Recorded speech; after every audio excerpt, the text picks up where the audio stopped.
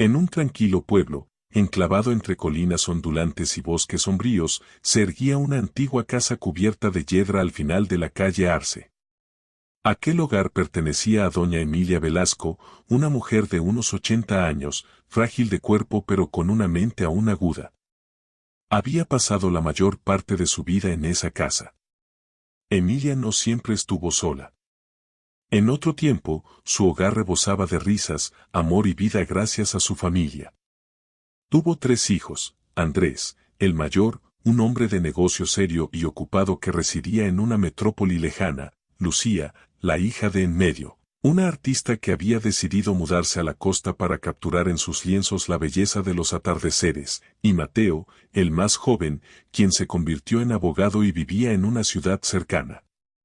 Pero con el paso de los años, las visitas se volvieron cada vez más esporádicas.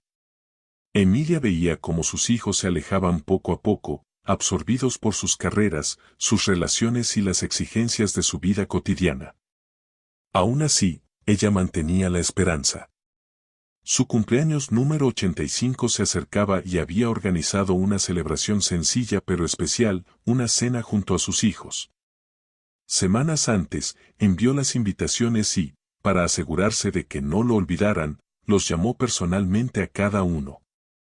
En cada conversación, le aseguraron que estarían allí. Emilia se imaginaba la escena con ilusión: una velada cálida, el tintineo de las copas, risas suaves y sus hijos reunidos nuevamente en casa. Sin embargo, cuando llegó el día, la casa permaneció en silencio. Se vistió con su mejor atuendo, un vestido floral que no usaba desde hacía años. La mesa estaba puesta con su vajilla más fina y, en el centro, un pastel con velas aún sin encender. Esperó. Los minutos se convirtieron en horas. Afuera, el sol otoñal descendía lentamente tras el horizonte, proyectando largas sombras sobre las sillas vacías. Nadie llegó. Al principio, trató de tranquilizarse. Quizás el tráfico los había retrasado o algún imprevisto de último momento los había retenido. Pero a medida que avanzaba la noche, el silencio se volvió insoportable. Miró su teléfono una y otra vez. No había llamadas perdidas, ni mensajes. La comida se enfrió, el pastel permaneció intacto y, con el peso de la decepción oprimiendo su pecho, Emilia sintió como su corazón se quebraba lentamente. Finalmente, apagó las velas por sí misma, susurrando su deseo de cumpleaños en la habitación vacía. Pero no era un deseo para ella, sino para sus hijos. Esperaba, con sinceridad, que fueran felices donde quiera que estuvieran. Después de aquella noche, algo cambió en Emilia. La energía para seguir esperando, para ilusionarse con llamadas o visitas inesperadas, simplemente se desvaneció. Su vida se volvió más sencilla: hacer las compras, cuidar su pequeño jardín y dar paseos hasta el parque, donde se sentaba en una banca a observar el mundo pasar. De vez en cuando, algún vecino le hacía un gesto con la mano o se detenía para intercambiar unas pocas palabras. Pero Emilia ocultaba sus verdaderos sentimientos. Siempre había sido una mujer orgullosa, y admitir lo sola que se sentía era demasiado doloroso. Mientras tanto, sus hijos continuaban con sus vidas, sin ser conscientes de la profunda herida que habían dejado atrás. Andrés estaba completamente absorbido por su trabajo, viajando de un continente a otro cerrando negocios. Lucía se preparaba para una importante exposición de arte, enfocada por completo en su exhibición. Mateo, por su parte, acababa de asumir un caso de gran magnitud y las exigencias del tribunal ocupaban cada uno de sus pensamientos. Para ellos, su madre estaba a solo una llamada de distancia, una llamada que siempre podían hacer mañana. Pero ese mañana nunca llegó. Una tarde particularmente fría, Emilia se sentó junto a la ventana, observando la luz del día desvanecerse poco a poco. De repente, una sensación extraña la invadió, una fatiga abrumadora que no lograba sacudirse. Decidió recostarse un momento, pensando que después de una breve siesta se sentiría mejor. Pero al cerrar los ojos, en lo más profundo de su ser, supo que se estaba yendo. A la mañana siguiente, fue su vecina quien la encontró. Había notado que los periódicos se acumulaban en el porche y decidió acercarse. El pueblo lamentó su partida, aunque de manera silenciosa, pues en sus últimos meses Emilia se había mantenido al margen de todo. Sus hijos fueron notificados de inmediato. La noticia los golpeó con fuerza. Andrés, Lucía y Mateo sintieron una oleada abrumadora de culpa. No habían estado allí. Ni para su cumpleaños, ni en sus últimos momentos. Y ahora, era demasiado tarde. Los tres regresaron a la casa que una vez llamaron hogar, un lugar ahora repleto de recuerdos. El ambiente estaba cargado de un profundo silencio. El día del funeral fue sombrío, con un pequeño grupo de vecinos y familiares lejanos. Pero la verdadera tensión surgió después, durante la lectura del testamento. El abogado de la familia, el señor Alarcón, un hombre alto y de gafas, los recibió en la vieja casa. Había conocido a Emilia durante muchos años y había sido su confidente tras la muerte de su esposo. Los hermanos se reunieron en la sala de estar, el mismo lugar donde su madre había esperado por ellos en su cumpleaños. La atmósfera era densa, impregnada de emociones no resueltas, culpa, tristeza y un dejo de resentimiento. El señor Alarcón comenzó a leer el testamento. Al principio, los procedimientos habituales, la distribución de algunas pertenencias personales, pequeñas donaciones a la caridad y otros asuntos formales. Pero entonces, la habitación quedó en completo silencio cuando el abogado llegó a la última parte del documento.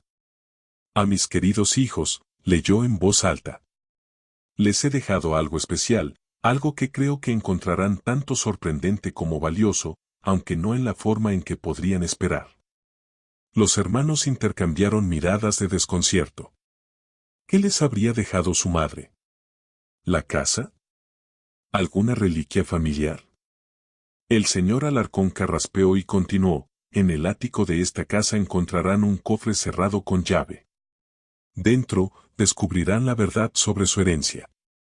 No es un obsequio de riqueza material, sino uno de conocimiento y memoria.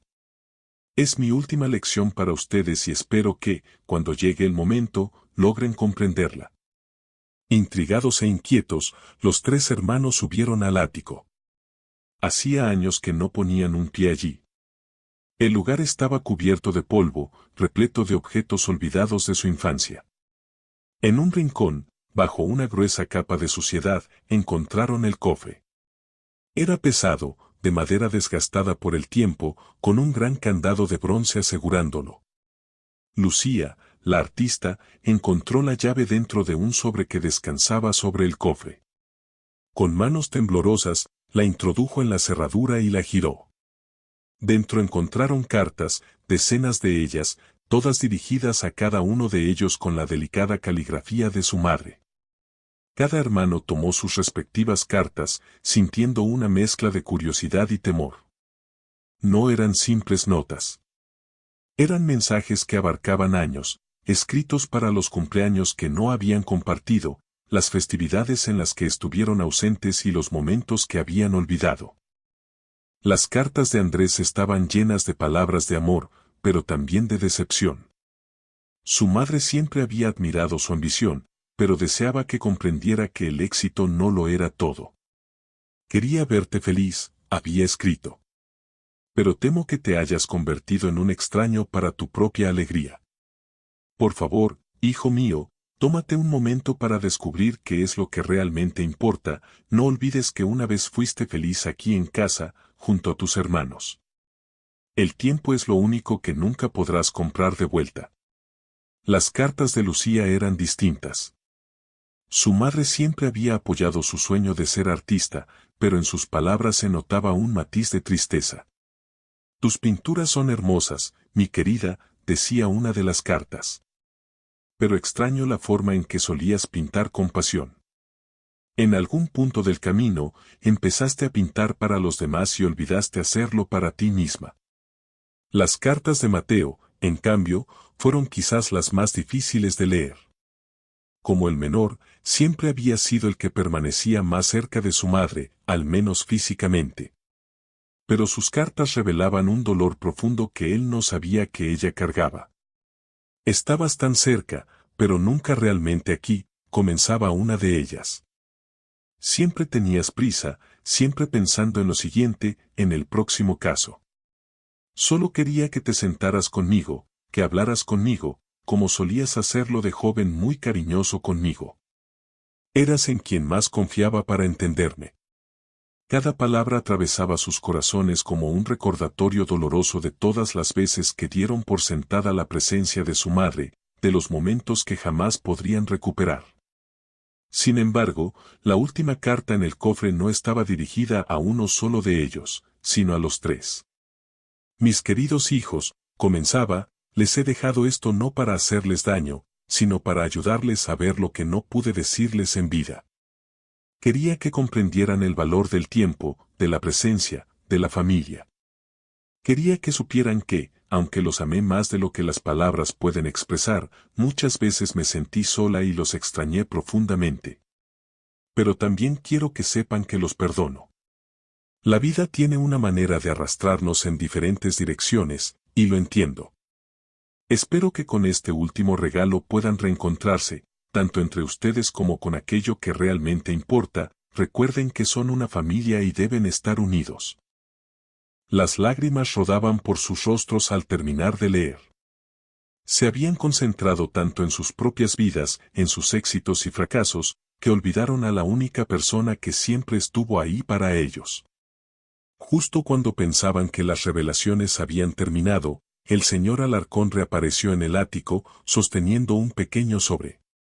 «Hay algo más», dijo, entregándoselo a Andrés, el mayor.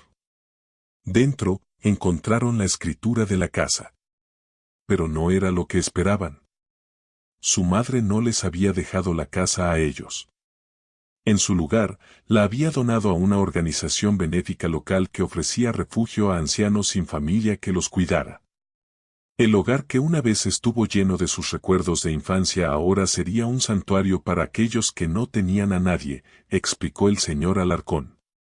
Quiso dar a otros lo que ella no tuvo en sus últimos años, un sentido de pertenencia, un lugar al cual llamar hogar. Los hermanos quedaron atónitos. Esta era la verdadera herencia, la revelación de que habían fallado a su madre en su momento de necesidad. Y ahora, a través de su último acto de bondad, ella estaba ayudando a otros de la manera en que ellos no la habían ayudado a ella. El peso de la culpa era abrumador, pero también había un destello de esperanza. Su madre los había perdonado y, con este gesto final, les daba una última oportunidad. No para enmendar las cosas con ella, sino entre ellos mismos. En las semanas que siguieron, los hermanos comenzaron a regresar a la antigua casa, pero no por obligación, sino por un genuino deseo de reencontrarse. Comenzaron a hablar más, a recordar anécdotas de su infancia, a compartir historias sobre su madre y, poco a poco, a reconstruir los lazos que habían descuidado por tanto tiempo. Andrés decidió alejarse un poco de su agotadora rutina laboral, comprendiendo que de nada servía el éxito si no tenía con quien compartirlo. Lucía volvió a pintar, pero esta vez lo hizo por ella, por su madre y por los recuerdos que nunca quiso perder. Mateo, el que siempre estuvo cerca físicamente pero distante en espíritu, finalmente frenó su ritmo. Se tomó un descanso del trabajo, pasó más tiempo con sus hermanos y comenzó a ofrecerse como voluntario en la organización benéfica que su madre había apoyado. La casa en la calle Arce, que alguna vez estuvo llena de silencio y vacío, se convirtió en un refugio, un hogar para aquellos que, como su madre, no tenían a nadie.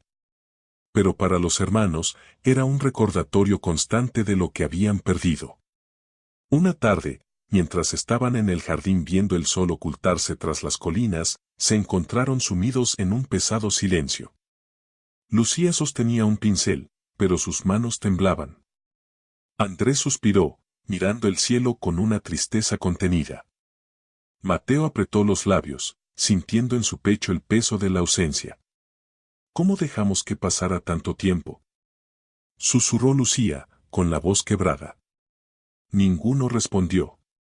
Porque no había respuesta. El tiempo había seguido avanzando, indiferente a su ausencia, indiferente a sus promesas incumplidas. Y ahora, su madre ya no estaba para recibir la llamada que siempre dejaban para mañana. Nunca más la verían esperar en la ventana, con su vestido floral y su sonrisa esperanzada. Nunca más podrían decirle cuánto la amaban. Las lágrimas comenzaron a deslizarse por sus rostros, no solo por la tristeza de haberla perdido, sino por la culpa de haberla dejado sola. Esa noche, cuando se despidieron en la puerta de la casa, sabían que algo en ellos había cambiado. Su madre les había dado una segunda oportunidad, pero no con ella. Con el tiempo que aún les quedaba, con las personas que aún podían abrazar. Y mientras se alejaban, dejando atrás la casa que alguna vez llamaron hogar, una única verdad pesaba en sus corazones: el tiempo no se detiene para nadie.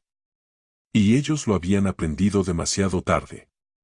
La historia de los hermanos Hurtado nos deja una lección invaluable: el tiempo es el recurso más valioso que tenemos, pero también el más fugaz. Muchas veces nos perdemos en nuestras responsabilidades, en nuestras metas, en la rutina, y dejamos para después lo más importante, nuestros seres queridos. No esperes a que sea demasiado tarde. Llama a tus padres, visita a tus abuelos, pasa tiempo con aquellos que siempre han estado ahí para ti. Porque un día, el tiempo se acabará y lo único que quedará será el arrepentimiento de no haber estado cuando realmente importaba. Si esta historia te conmovió, déjanos tu opinión en los comentarios y comparte este video con alguien que necesite recordarlo. Suscríbete al canal para más historias con enseñanzas que tocan el corazón.